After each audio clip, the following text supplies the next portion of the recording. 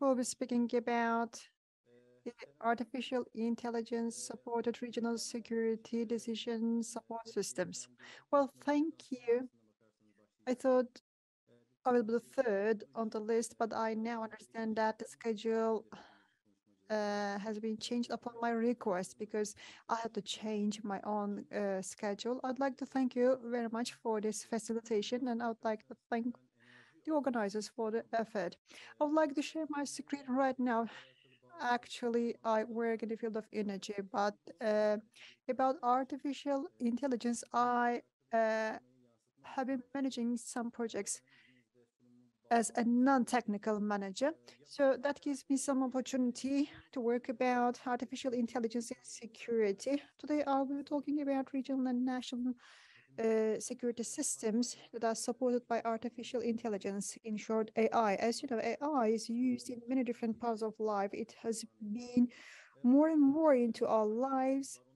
By the way, distinguished moderator, how much time do I have? I would like to not exceed my time limits.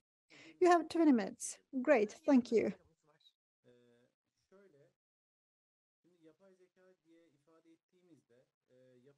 Let me start by defining what artificial intelligence is. Artificial intelligence is different than some circuitry that cannot decide, that cannot learn because they don't have the capabilities.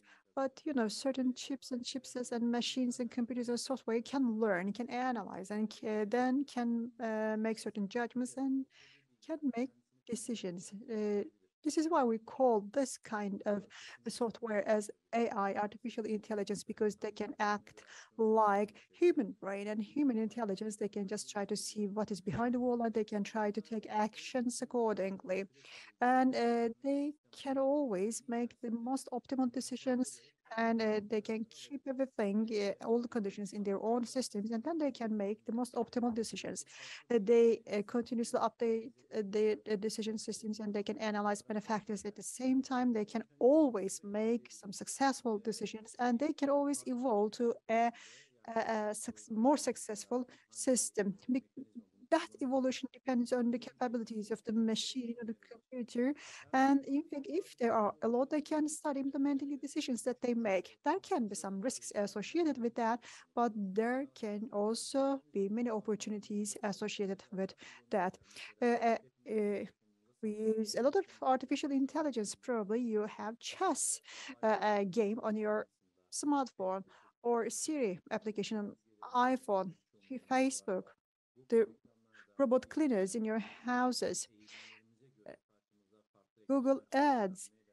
They're presenting you some commercials based on your searching inclinations, or smart and intelligent traffic signaling systems, autonomous vehicles, Tesla cars, and hopefully that will also be a part of our TOG local made car. And also in some aircrafts, just like the F-35, these were not given by the United States to the Turkey unfairly. And we can easily see the examples of AI in all these machinery and equipment and devices. In fact, the most important argument for withholding F-35 was related to the AI component, because simultaneous and synchronous organized attack mechanisms could be instructed by the AI, land, marine, and navy and air elements could be controlled by the AI at the same time, and all these features are available on F-35. If we cannot buy F-35, then we will have to buy something better for the sake of our national security. As I said before, there are many systematics that can be controlled by AI. It could be perceptions and many other networks. You can use AI in many different ways, and you can easily use AI in internal security too. And some initiatives have already been taken. Cameras. As you know, in many spots, in many places in our country, there are the cameras. China has been using the AI systems very efficiently for their internal security. Everyone's smartphones are interconnected, and they have this application called WeChat. It is just like your ID on your smartphone, all your shoppings or a change of location, any search that you make, any tendencies that you show, your job, your spendings, expenditures, uh, uh, uh, in fact, all this information collected with the WeChat and similar applications, camera systems, and other software. All this data is obtained, processed in order to understand whether you are a threat element or not, and understand whether you need to be taken into consideration for national and international security. And Chinese government can use these options in the most comprehensive way. Think about a city, think about a region and its internal security. The more successful the pilots are, the more widespread those practices will be at international level. And drones, some information that can be retrieved from smartphones and devices. These are all different elements. In fact, there are also some applications that can retrieve your data from your smartphone. They are read and they're sent to different storages. And there are public data pieces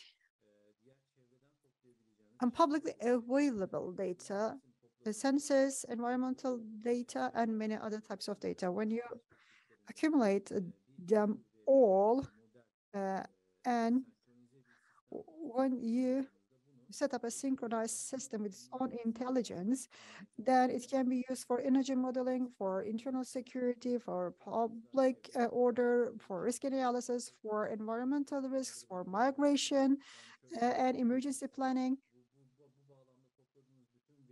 All the data that you collect in this framework, it can be uploaded into your urban development plans, and you can also integrate the meteorological data into this system. Yesterday in Turkey, there was a national earthquake drill. For example, you can easily make some simulations, and you can do your emergency planning with the help of simulation, and you can identify risky areas. Well, Coastal Guard, social analysis, security, border security, terrorism, smuggling, trafficking, chemical, biological, radiological, nuclear threats, and many other threats can be covered by the AI. Let me give another example related to the refugees. Turkey has been hosting a great number of refugees. They come with their own smartphones. For example, with an AI systematic that could identify the incoming refugees with the help of their smartphones, then that could be an important integrated solution for the integration of the refugees.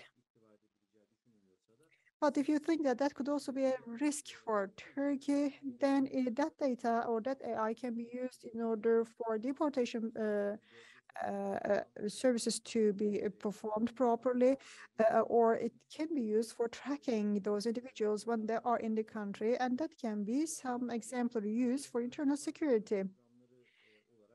U.S. internal security AI programs.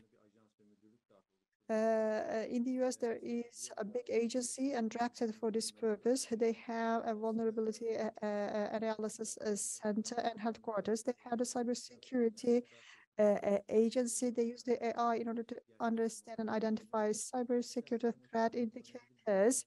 And they have some information to interpret individual automatic identifications. They have also the TSA Transportation Security Agency, and they are controlling the safety and security transportation with the help of AI. About each bullet point here, they produce pages and pages long reports, and they share it with public.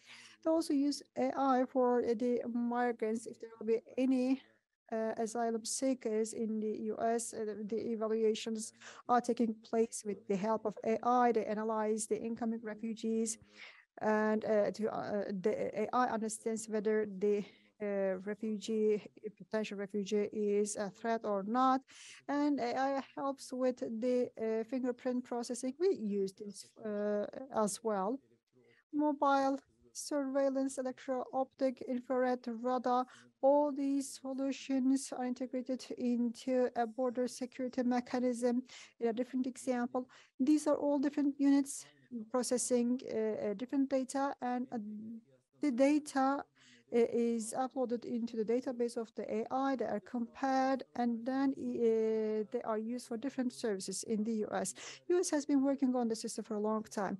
AI is about bringing together a lot of different data, processing this data synchronously and simultaneously, and many of our solutions can be sorted out in a better way. We can set up these systems. We can have a system for clean towns. We can have a system in order to collect and treat the industrial waste, the urban waste, and we may use AI in order to understand whether we really pollute the environment or not. I am originally from Gönen district of Balıkesir in Turkey, and there of course, there are many inspections going on. These inspections are made by the Ministry of Urbanization, but I know that before the inspections can start, they play with data, they manipulate the data.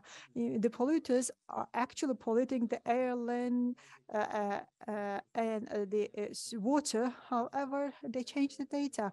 If necessary mechanisms can be created, then some cleaner city planning can be made with the help of AI. And just like an example I have given, dynamic emergency road and traveling plans can be created for emergencies. You see in these pictures, there are some citizens, and mobile systems can be used for them in order to inform them. And it can be understood how many people are taking into consideration the notifications made or the information provided by the authorities. And you can use it for sociological purposes. You can make some profound social analyses by including the income level, education level, and other data. And Google Maps already suggests you different routes in order to reduce your fuel consumption, but you may have more information about the town that you are in compared to Google, and you can install a system that can offer better fuel saving recommendations. For certain streets, you can also have these advices. It depends on how much data you can collect. You can operate at urban level, or you can operate at street level. You can have easier criminal screening, and you can look at the crime index. China, for example, has installed some systems, and in the areas that they don't have cameras in, they can already screen for the criminals. In the CBRN defense system, you can make use of AI, and you can set up your system in order to defend your borders or defend some areas. You can develop the system in the way that you like. Of course, you will need certain items. Legal framework is the first item, because currently there are many open doors. We don't know what the AI can do and what we should be doing with AI, and that is a dynamic field. The legal framework has to be reviewed continuously. We need more technological capabilities, we need more financial capabilities, the community should be more productive, and we will always need more data, because this is Internet of Things, and there must be more smart devices from which data can be collected. When the devices are getting smarter, they should be more widespread, and they need to be used in the same environment systematically, and their data must be analyzable. And the public system, the government system should be more transparent. These are all we need, and that's all for my presentation. Thank you. You are muted. Thank you.